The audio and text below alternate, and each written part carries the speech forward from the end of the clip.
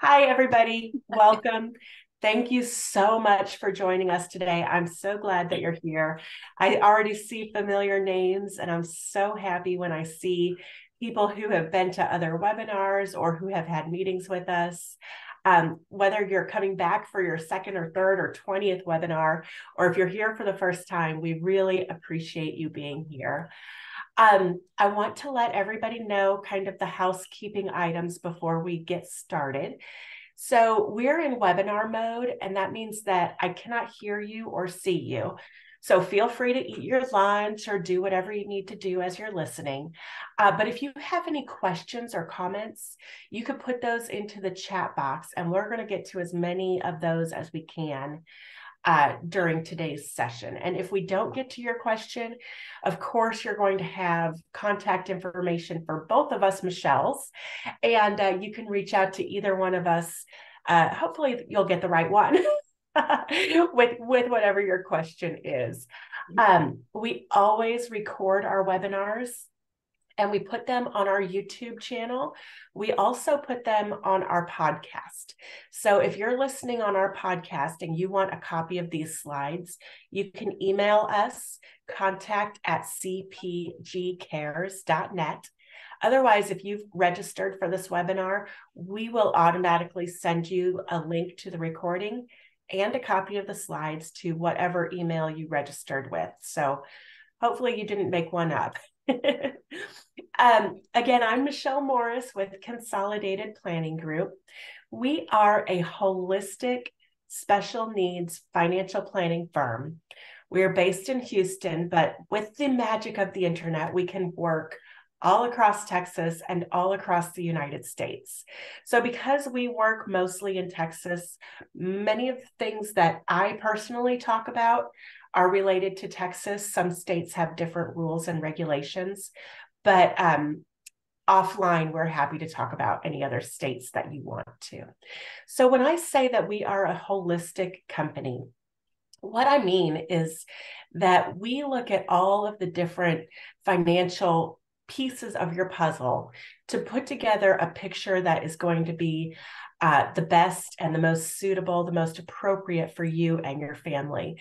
And when you have a loved one who maybe isn't going to be able to work independently in the future or live independently, maybe they're not going to be able to provide for themselves, you kind of have to consider that as, there's your retirement and your spouse's retirement, but this is like a third bucket of retirement money to take care of somebody for 20 or 30 years once you're gone. Anyway, we do have 30 years of experience in securities and life insurance. And later on in this presentation, when you see the picture of our founder, you're going to be as mad as I am that she's been doing this for 30 years and she looks like she must have started when she was 12. It's just not fair. We're also members of the Special Needs Planning Academy, and we're certified Social Security advisors. So families come to us at Consolidated Planning Group for things like protection plans, life insurance, disability insurance, things like that. Lifetime care plans, helping you figure out who is going to take care of your child once you're gone and how much all of that is going to cost and how on earth you're going to save enough to pay for that. We help families with transition planning, that magic time when they go from legally being our babies to being full-fledged adults. We talk about ABLE accounts, and of course, we're here to advocate and educate for the community. Across the United States, this is a very interesting statistic to me on the bottom of the page here. Across the United States, there are over 263,000 financial advisors.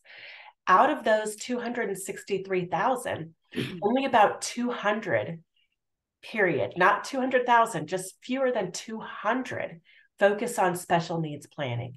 That's fewer than 0.1% of all the financial advisors in the United States who do what we do. So you are truly in the right place when you're talking to Consolidated Planning Group.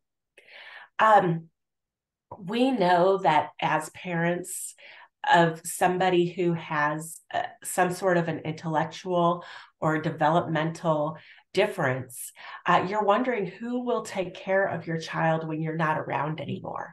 And a few pieces of advice before we get into Michelle's presentation.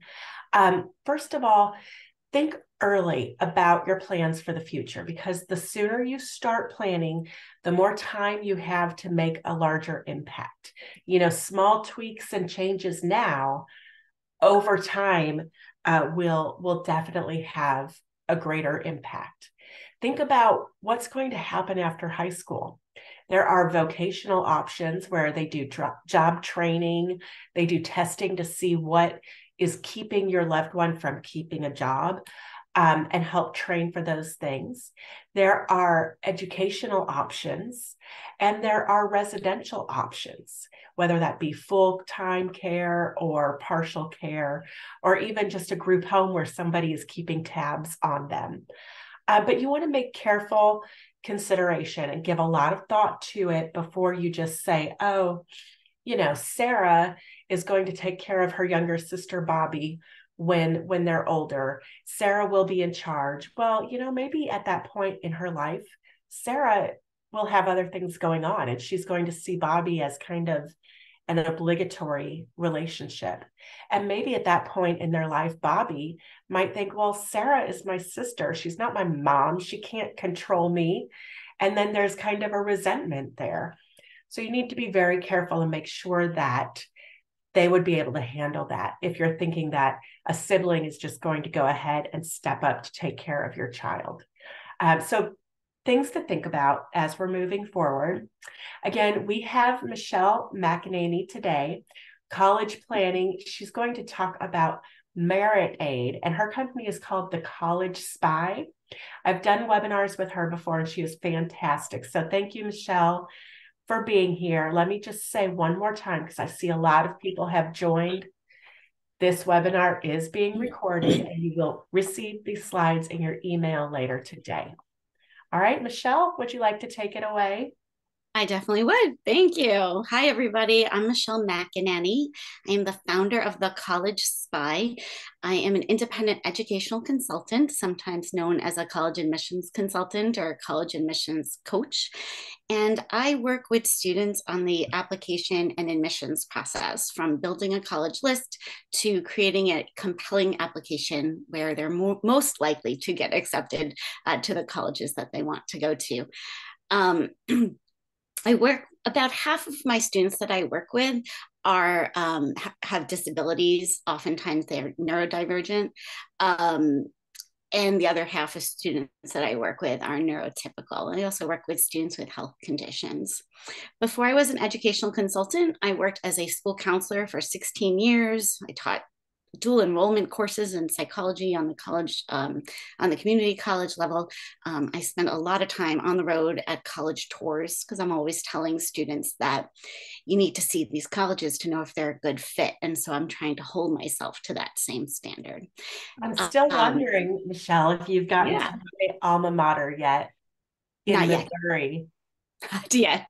My next stop for college tours, I'm heading down to Florida. I'm going to see Eckerd, the Ringling College of Art and Design, and the other one on that tour is the University of Tampa. So that's November.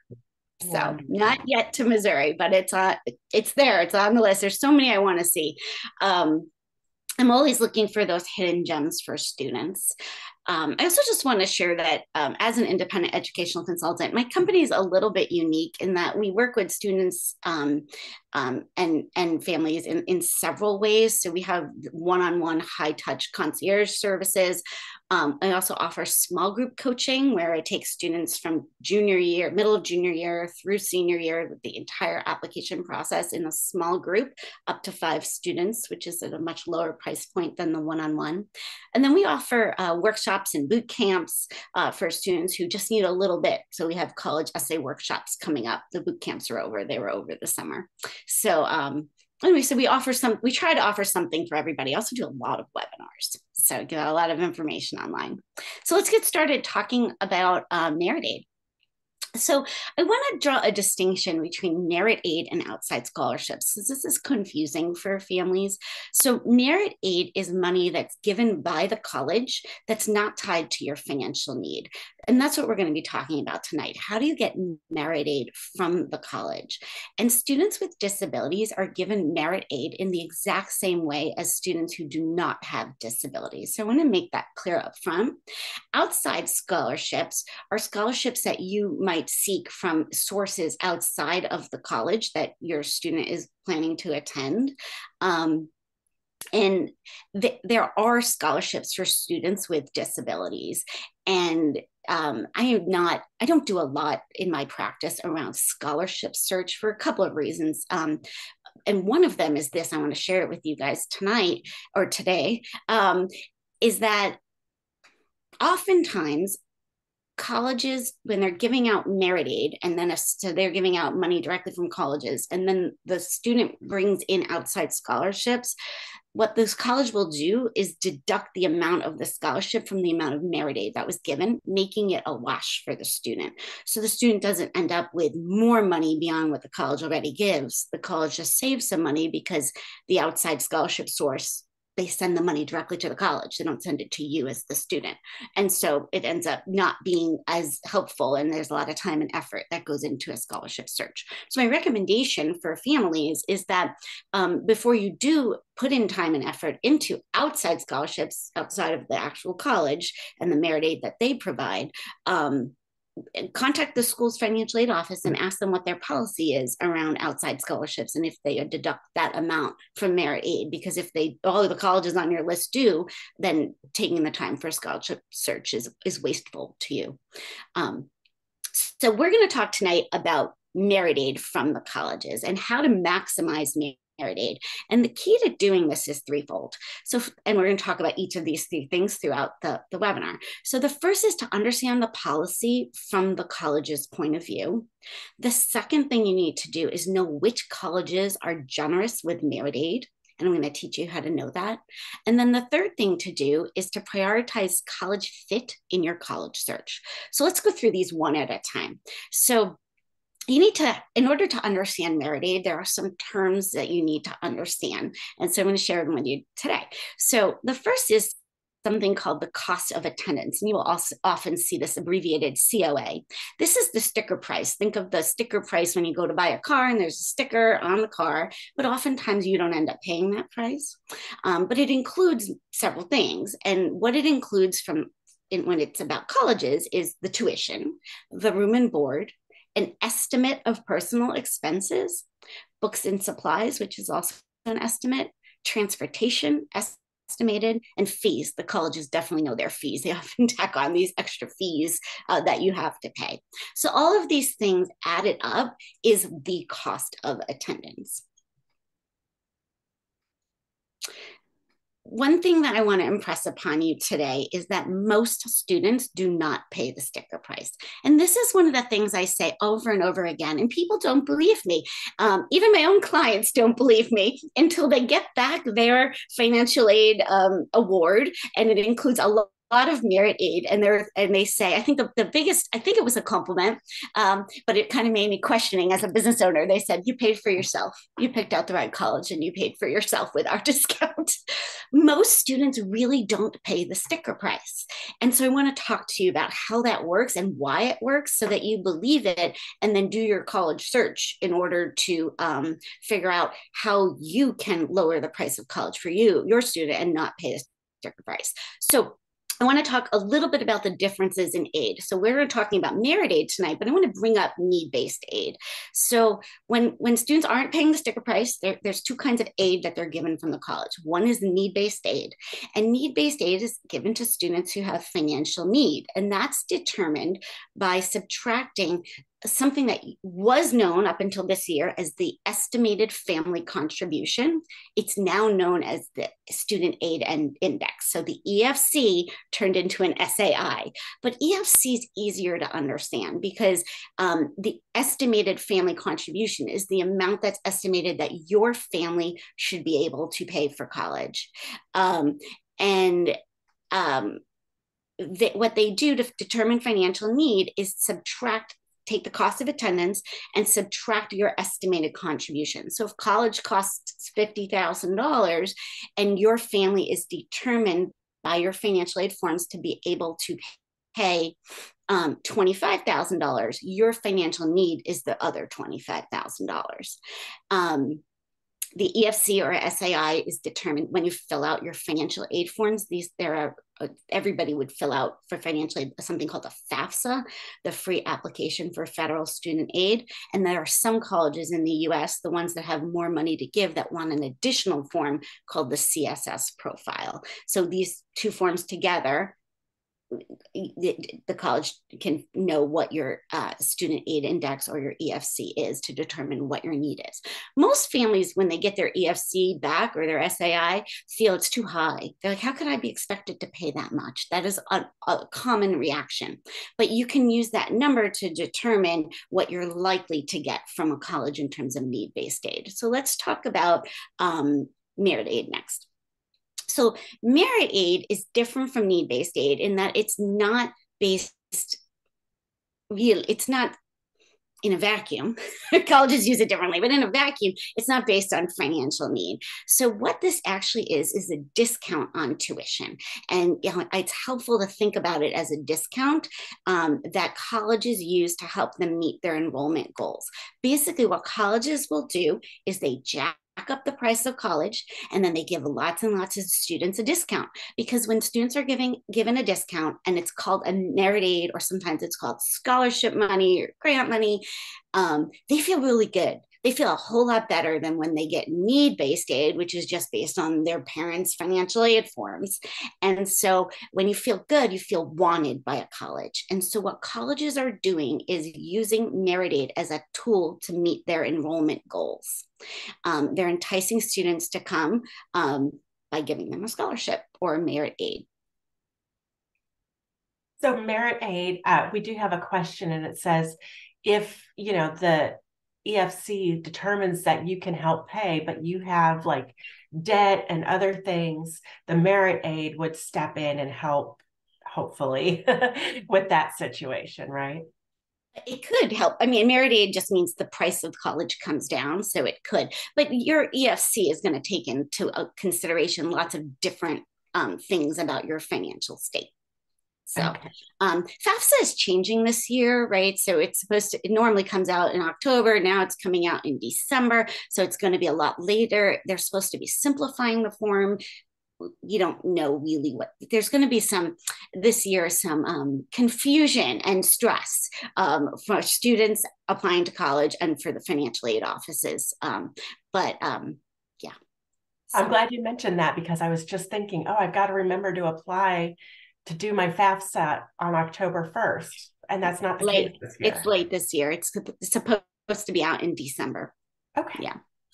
So who gets merit aid? So it depends on the college. So there are some colleges where absolutely no students pay the sticker price. 100% of students are given merit aid. And you think to yourself, why don't they just bring down the cost of attendance, lower tuition? It's because they're using merit aid to make students feel really good so that they want to come to the school. So they do this on purpose.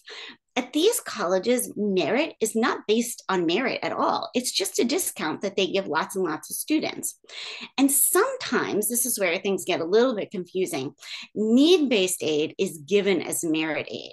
So a college they give you back when you get accepted, or just shortly after that, you get a financial aid award. It'll say what's need-based, but it'll also say here's scholarship money or here's merit money. And colleges know you need a certain total to make this affordable for you, because they've seen your financial situation through your financial aid forms. But sometimes they will call what's really need-based merit, so that the student feels really good and wants to go to that college, which is complicated. But so that's at some colleges, everybody's getting merit aid. At other colleges, lots and lots of students receive a discount on tuition, but not everybody does. And in that case, whether or not you get it and the amount you get could depend on merit. So basically, the more the college wants you to come, the more money they're going to give you. So if you're at the top of the applicant pool, you're likely to get more merit aid than if you're just squeaking your way into the college. They might still give you some money as well, because I have plenty of students on my caseload with GPAs that are not as good as maybe we would like them to be, below a 3.0, for example, who absolutely get merit aid as well, because it's not based on merit 100%. But if that same student, depending on the college, had better grades, they might get more money because the college wants them more. So there's a quick question to clarify that merit aid, does it have to be paid back? No. No. No, it's a discount on tuition. Your cost to come to college is less. Okay. What needs to be paid back is student loans. I can do a whole presentation on that another time. Then there are some colleges in the US who don't give any merit aid at all. And I've listed some on here. Somehow when they made the change, the formatting, I'm the only one who's worried about formatting. Everybody else is curious. Who doesn't give merit aid, right? And if you notice, these colleges are highly selective colleges, and they're wealthy colleges as well. They have money. And what they do is they're using their money 100% to fund students who have need. They're not using it as a way to entice students to come. Let's think about it. Does Yale University need to entice students to come with merit aid? No.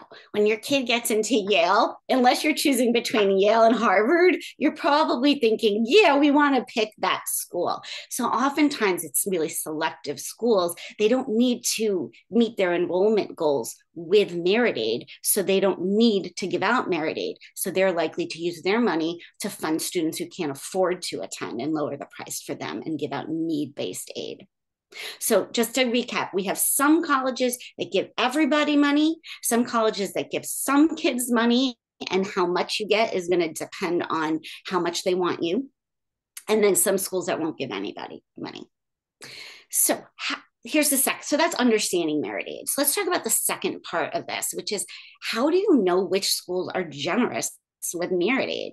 And the information really is out there. You just need to know where to find it. And I'm going to tell you right now where to find it and give you an example. So almost every college, it publishes something called a common data set. And if you've ever been to a college spy webinar, I probably don't do one without talking about some aspect of the common data set. So here I'm going to talk about sections G and H. So what is the common data set? It's really an Excel spreadsheet. It's a spreadsheet. And for every college, it looks the same. Section A is about general information. Section B is about enrollment. Section C is about freshman admissions. Sections G and H is about money. And so to find the common data set for each individual college publishes it. So it's not just one common data set. So you can look up, I don't know, the University of Texas, Austin's common data set, right? So you can go, and in the way I find it is I just Google it. I just put in UT Austin common data set, or you can put in, I don't know, University of Houston common data set, and then information will pop up. And what you want to do is choose the most recent one, because this document is published every single year. Unless you're interested in trends over time, then you can start looking back and seeing what did it used to be, or has it been like this consistently for the last 3 years? So to find the common data set, you just put the name of the college, the words common data set into Google, and then pick the most recent one. And then on the next slide, I'm going to tell you where to look in order to figure out which colleges are generous with merit aid. So section G of the common data set indicates the cost of attendance. So in order to understand how generous a school is, it's important to know how much, what's the total amount. So for example, like if a college that is $75,000 gives $10,000, that to most students, that's different from a school that's $55,000 that gives $10,000, right? So you have to actually subtract out from the cost of attendance to understand net price. So to know how much the sticker price is, it's section G. Section H of the common data set provides a lot of information on financial aid, both need-based aid and merit aid. But it's section H2A that will indicate how many students who didn't have any financial need. So that means that their EFC or SAI, so the amount they're supposed to contribute, is at or above the cost of attendance. So basically, these are wealthier families in the country who they're supposed to be able to contribute the full amount of the cost of attendance. So H2A says of those kids, how many of them received merit aid and what was the average amount they are awarded. So let me show you some examples on the next few slides so you can actually see what this looks like. So instead of just like going into Google, I just put this part in my slide so you could see it. So the first example I have to share with you is Syracuse University, which is a private school in upstate, well, kind of middle of New York. If you're from downstate, you'd say it was upstate though. The cost of attendance is on the left. So you actually have to kind of figure it out. And I added it up for you that if we add up the tuition, the fees, the room and board for undergraduates, it's $77,305. So that's their sticker price.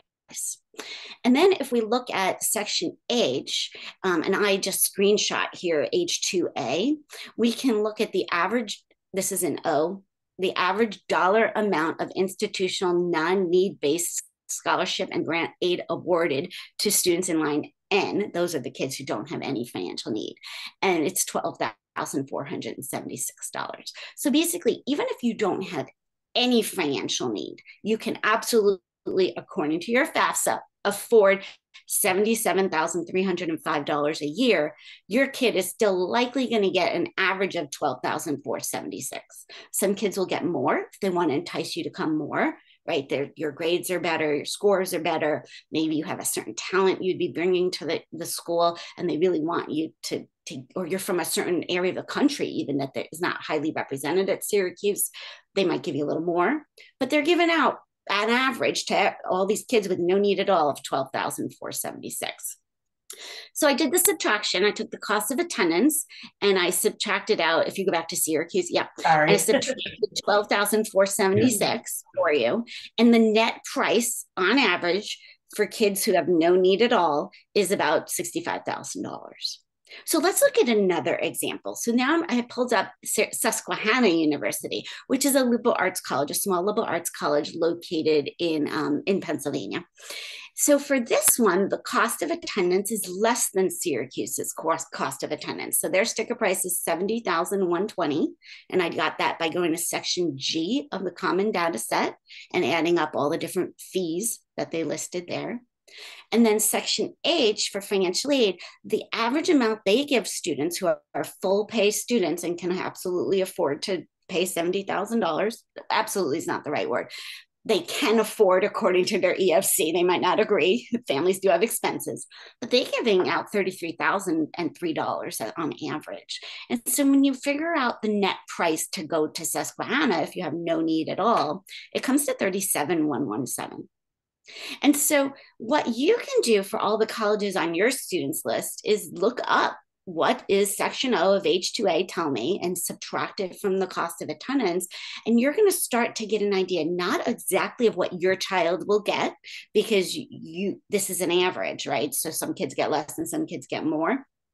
But you can get an idea of which schools are more or less generous with aid and compare it to the cost of attendance. It's a key part of this because some schools are just less expensive to begin with, right? They don't jack up their prices quite as much and then just give everybody a discount. They just have a more reasonable, I don't know if you think 50,000 is reasonable for college, but more reasonable prices. And so I spend a lot of time doing this math when I have clients who want to maximize merit aid as part of their college search, and they don't feel they're going to really be able to they're not going to be qualified for need-based aid, but that doesn't mean they think it's a good idea or even can pay $70,000 to $80,000 a year to send their child to college for a variety of reasons that have to do with perhaps other expenses in the family or just future plans, right? Some kids are planning to go to law school, medical school, right? Or they have lots of kids to send or whatever the reasons are.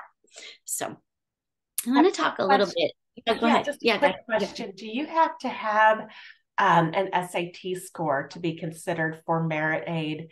I mean, most colleges probably require an SAT score to apply at all, right? Well, how does that fit in for students who have special needs and learning disorders and things like that? Sure. Yeah. So this is something that's not clear. There's no 100% answer on this. So this is how it used to be before COVID.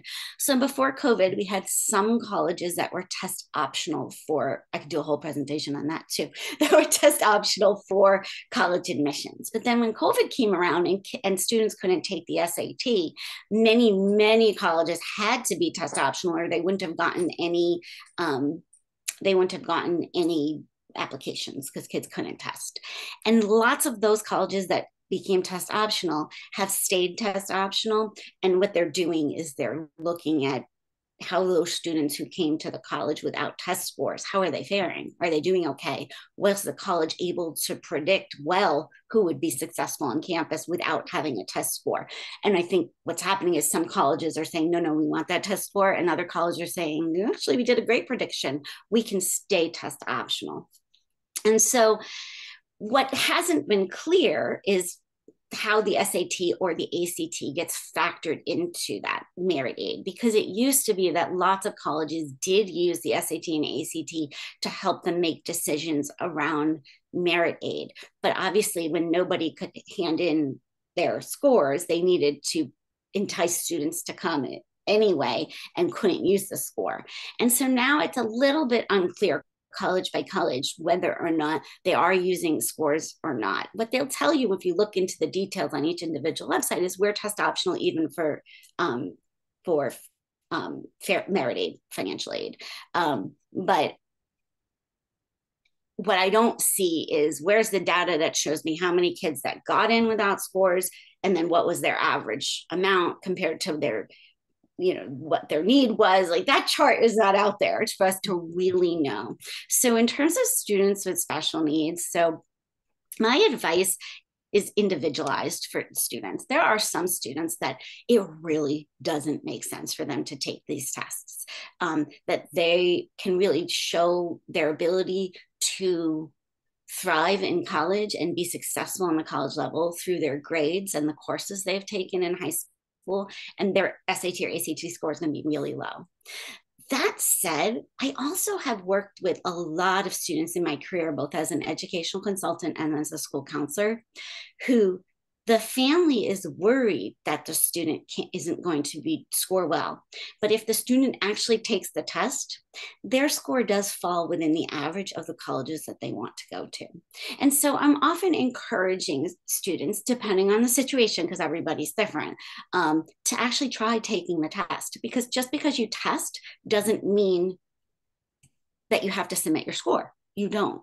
So, I have a student right now who's in that situation where they were like, well, she'll just take it without studying, see how she does. And then most of the schools on her list were submitting the score because she did great, fine for those colleges. I mean, did she score 1,600 or 36 on the SAT, ACT? No, but she did well and fell within the average.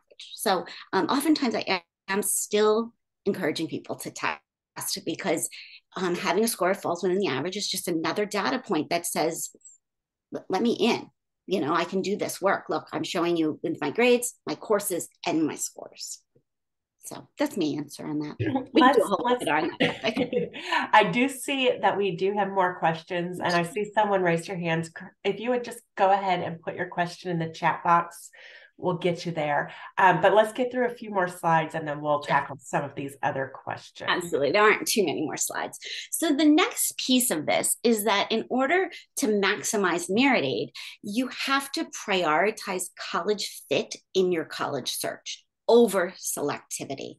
So if selectivity, meaning the college is difficult to get into, is the most important criteria to you and your child in a college search, it's going to be difficult for you to choose a college that gives you the most merit aid, because most of the time, if you're at the top of the applicant pool, you're going to get the most merit aid. And if you're at the bottom of the applicant pool, you'll get some, probably, depending on the college, but they're not as excited about you coming because they want those kids with the better scores, the better grades, the better, more not better courses, but the more rigorous courses. They're more interested in those students. So if you move to the next slide, I wanted to say this in a slightly different way. So oftentimes I'll hear from families who come to me for assistance. I want to go to the best school I can possibly get into. And so what we need to talk about that is, what does that mean? So, because for a lot of families and students, what it means is the most selective school. They're saying, I want to go to the best one, which is the hardest one to get into. And I get that, because I have students, and I'm sure that the people at this on the webinar do too. They're working so hard in high school to do their very best. And so they want to be rewarded by getting into a school that other people are going to be excited to say, wow, you got into that school that's so hard to get into.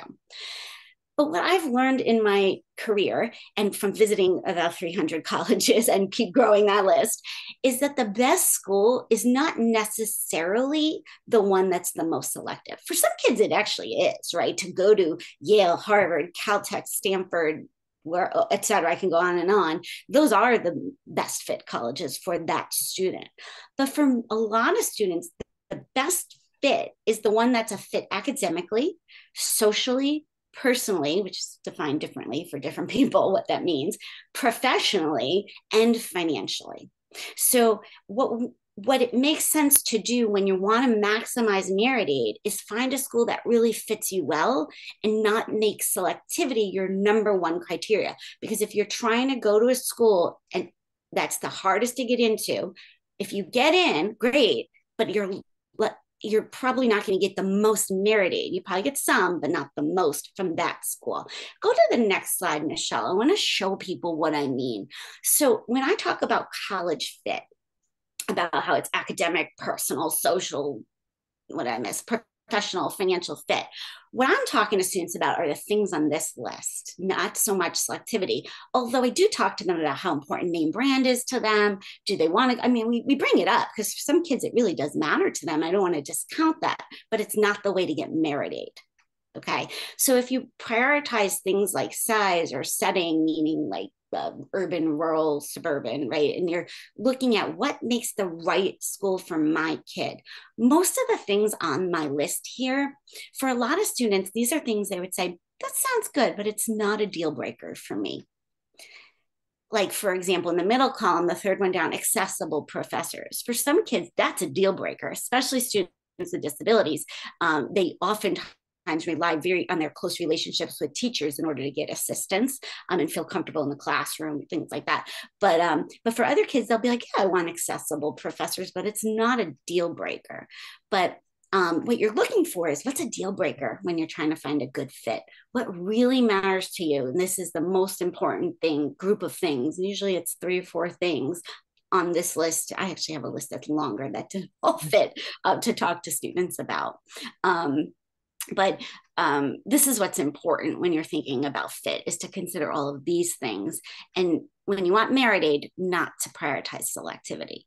If you're willing to stretch and your family can stretch to pay, then selectivity makes sense to factor in. That might be the last slide. Oh no, there's some other thing I want to say. So when we're looking at schools that are a little less selective for your child, and that's different for everybody. For some students, I'm trying to think of something everybody's heard of. What's a little less selective would be Texas A&M. But for other students, what might be a little less selective is the University of North Texas, right? It's a different type of student, what is selective or what isn't. But regardless of that, if you're wanting to maximize merit aid and your student is looking at schools that maybe they are closer to the top of the class when they get accepted, what you can consider having your student do is the honors program, because what this will put them in a cohort of students within that university that's a little less selective for their credentials. That's how I want to say it, for their credentials. So it's different for everybody. It'll put them in a cohort of students that are similar to them as a student, right? The kids who are at the top of that class.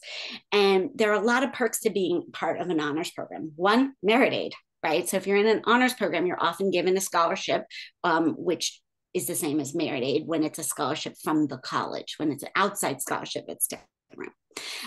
There could be an honors residence hall, which is optional to live in almost always, networking opportunities for honors kids, priority registration for classes, studying in a small group of students who prioritize academics the way you do, seminar courses instead of big courses, and small class sizes, maybe a capstone project or a thesis. This is one I often have to talk to students about, because they'll be like, why would I want to do that? It's extra work. And it's like, because you're doing that as a senior, you're getting a close relationship with the professor that you're working with on it, who can write you a letter of recommendation, and you can talk about that experience when you apply to graduate school or in interviews for jobs. So they don't see it as a positive all the time. They see, oh, I don't want to do extra. But when you're doing extra, that you're building your resume, you get to graduate with honors, and you're that big fish, small pond thing, right? And that's huge. Yes. Yeah. So before I take questions, I just want to tell people how to get in touch. So my website is thecollegespy.com. There's a lot of information on it that could help you with making decisions around college.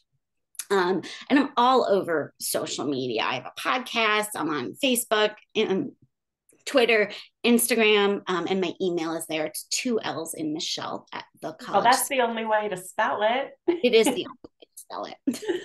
So please give me a follow wherever you are, especially on Twitter. My Twitter, I put out about 5 or 6 tips a day. So I would recommend following it, because it'll give you things that you'll be like, oh, I didn't know that, or I need to ask more questions about how that applies to my child. And also, if you're on Instagram, if you could give us a follow on Instagram. One of my students does my former students does my Instagram for me. So I was like, she does such a good job that I like to tell people, follow it. Let's grow this platform. Do it for her. She makes the things that I say that are smart look pretty. So I appreciate that. Anyway, thanks for your time, anyone. I'm happy to take your questions, or I don't know if, Michelle, you want to do the end of that presentation? Yeah, let's leave it on this page so people can make sure they have your contact info. Not that it's hard, but a lot of people have been asking, what about second and third, fourth years of school? Can you still go back and ask for merit aid, or is that just when you're enrolling for the first time? Well, one of the things that you need to do when you get your financial aid award is you need to check if the scholarship or merit aid amount is renewable for 4 years, and if there is anything your student needs to do in order to keep that money. Because sometimes there's a GPA part to it, right? It might say, but not a crazy GPA. It doesn't say you have to have all A's in every class in college to keep your merit aid, but you need to be either in good academic standing, or maybe it's a 3.0 or 3.2 in order to maintain your merit aid. But if it doesn't say it's renewable for all 4 years, you're going to want to call the financial aid office and ask about that, to find out what is the process for making sure that the amount that we're committing to for freshman year carries through to senior year, because you don't want your student to have to transfer because all of a sudden it goes way up. Most of the time, my students, it's renewable on their financial aid forms. So if somebody is in their second or third year, maybe they didn't get enough the first year, can they apply for more? Yes. So sometimes I've seen colleges have different scholarships that they can apply for, students can apply for through the school. But I don't think you should plan that way. That doesn't make sense to me, right? So if it's really a little too much in the first year, can you get more the next year? It's unlikely. It's likely that they made that deal with you at the beginning to say, like, this is renewable. This is what you're going to get each year. It's what you can expect to pay. That said, you do put in your financial aid forms every single year when you're applying for a need-based aid.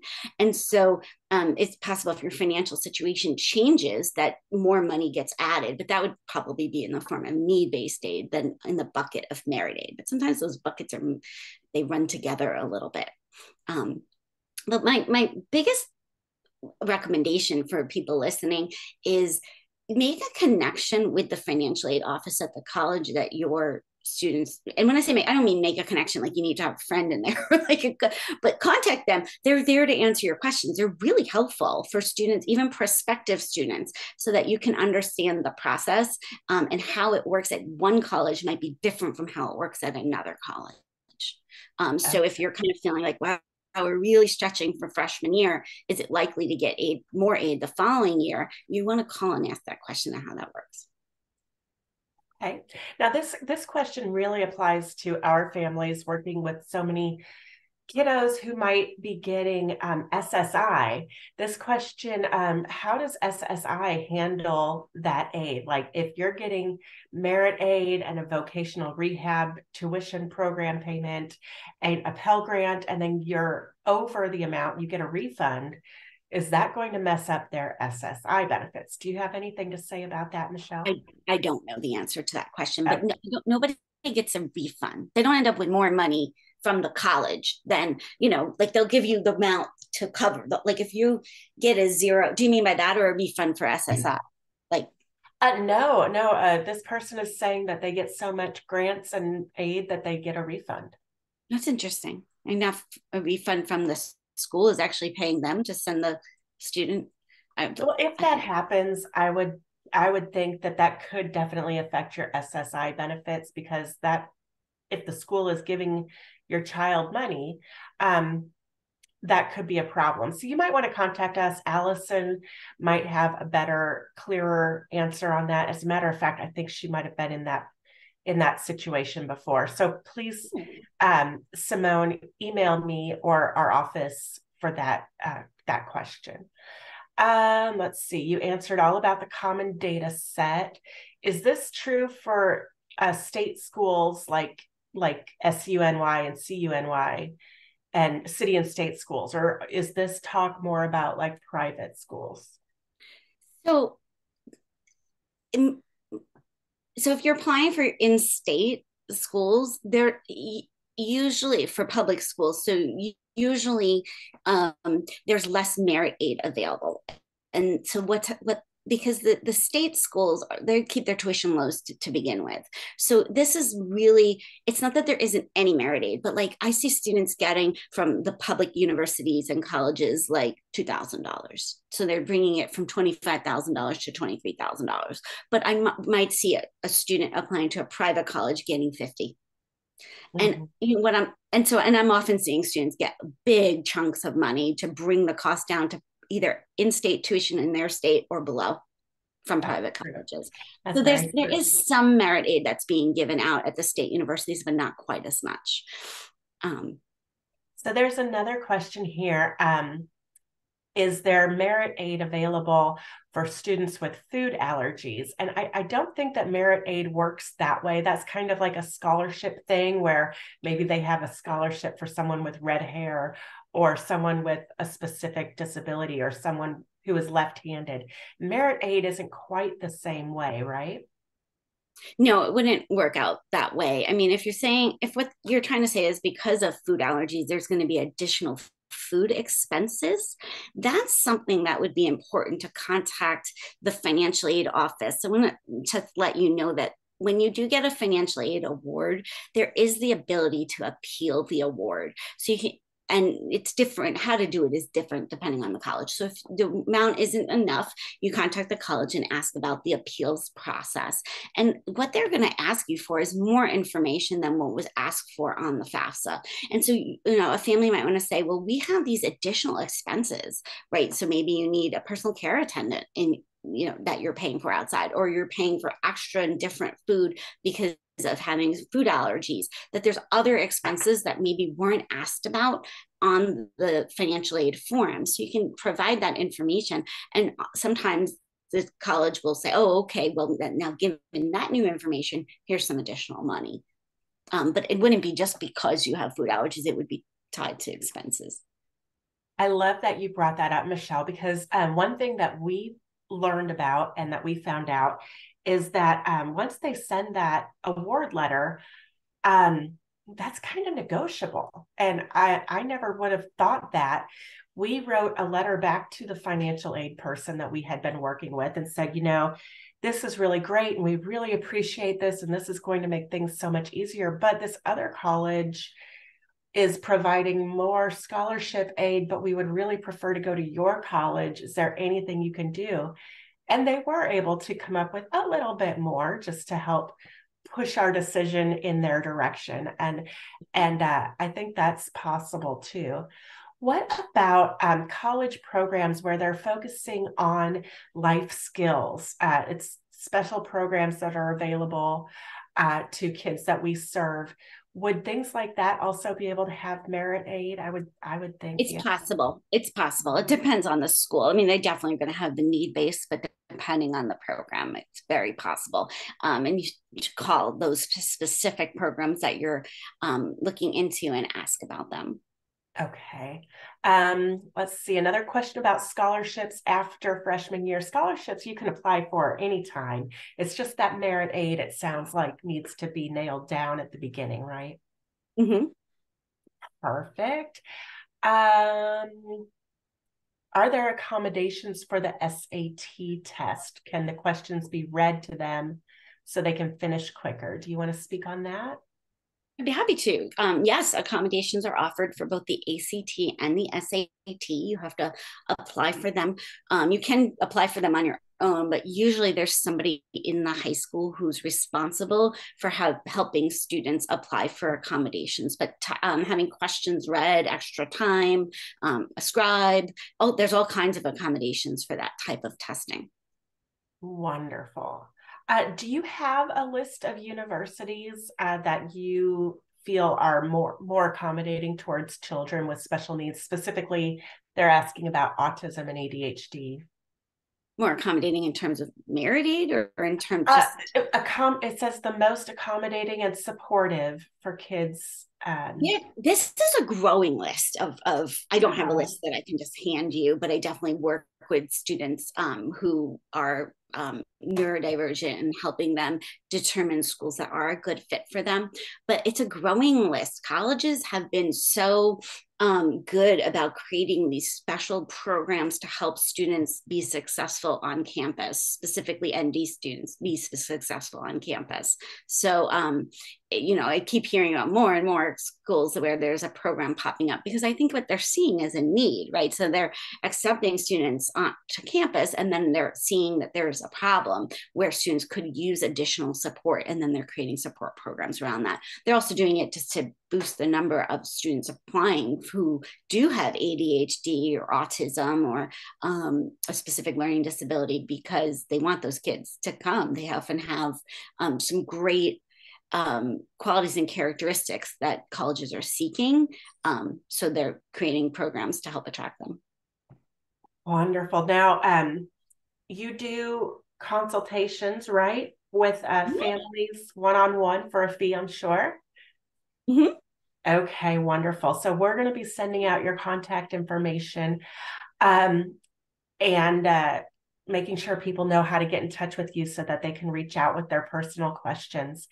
This list is some of the things that we at Consolidated Planning Group do to help families, plan for the future. Those future care cost estimates, thinking about how much is it going to take to take care of your loved one, helping with benefits like waiver programs and SSI, Medicaid, SSDI, Medicare, different accounts like ABLE accounts and special needs trusts where you can have money saved up for your child that won't affect their benefits, how to designate beneficiaries, residential living communities. We do all kinds of panel webinars about those things, guardianship, educational options like today's webinar, of course.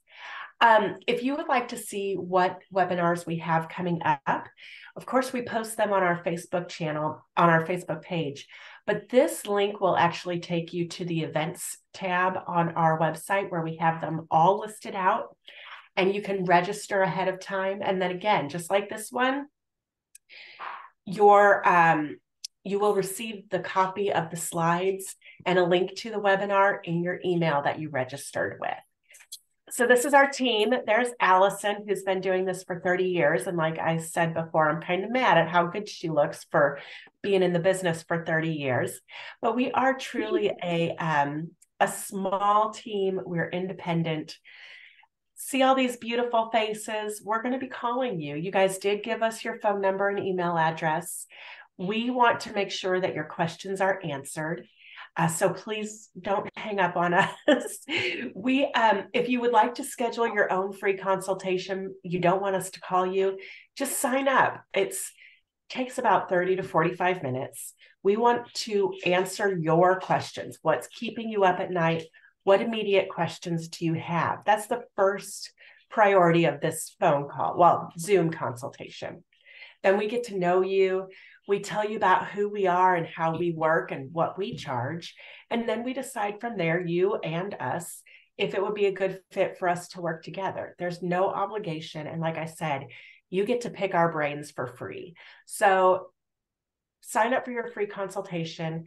We'll reach out to you and try to get you to schedule that, or at least make sure your questions are answered. You can also follow us, our YouTube link, Instagram, podcast, and Facebook. All of those links are down there. So I do see a couple more items in the chat box. There's a good book with schools about support programs by Mary Beth Kravitz out there. You might want to look that up. What else do I see? thinkcollege.com is another good place to look for schools and search by different search criteria. How does SSI factor into the EFC? I don't know the answer to that question, and it might be changing. So yeah, it's possible it doesn't factor in at all. The FAFSA, the form you fill out, is it's an income-based formula. Mm-hmm. Unless they're changing everything. So, but in the past, it's that, you know, they're looking at other things, assets and bills and debts and all that stuff, but they're looking a lot and they're counting a lot the income coming in. So that might be an excluded one, and I just don't know the answer to that question. I wish I did. I wish I just looked that one thing up before this meeting, but it just hasn't come up with any of my clients yet. It seems like I don't remember that there ever being questions about anything like that on the FAFSA. It's more about income and your taxes and how much you have in savings, how much you have in checking. It seems like those were more of what they were asking, not do you receive SSI benefits? So I don't know. Yeah, you can get a copy of the PDF of the FAFSA on online. Just search PDF of the last year's FAFSA. It is changing, so you might want to wait till December to do that, to read the new one for next year. But then you can take a look at it. The other thing is we all fill it out online, so sometimes for some people certain boxes don't pop up, right? If you answer a certain question one way, a box is going to come up to ask you something. But I'm not sure the answer to that one. Okay. Well, if you have any additional questions that we weren't able to get to today, remember Michelle McAnaney is the college spy, and she's going to go check out my college in Missouri eventually, hopefully. So I would love to hear your thoughts once you get out there. And then I am the Michelle with Consolidated Planning Group. We're the financial piece of your puzzle and helping you figure all this stuff out. So please, you can reach out to either one of us with the questions you might have if we didn't get to you today, or if you have something that's a little more personalized to us. Feel free to reach out to us anytime. We're here to help. Okay. Thank you again for attending today's webinar. We really, really appreciate you being here with us today. And thank you, Michelle, for presenting your fantastic, fantastic information. Thanks for having me. All right. Have a great day, everybody.